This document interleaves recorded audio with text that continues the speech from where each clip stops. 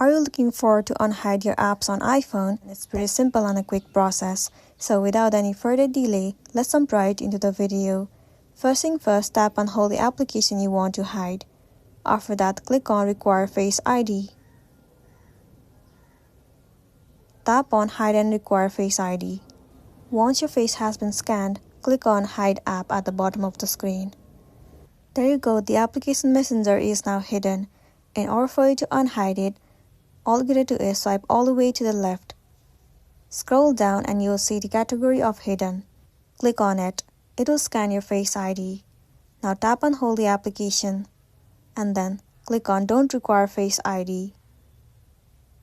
Once again, it will scan your Face ID and then the application will not be hidden anymore. You can see that the Messenger app is available in the home page itself.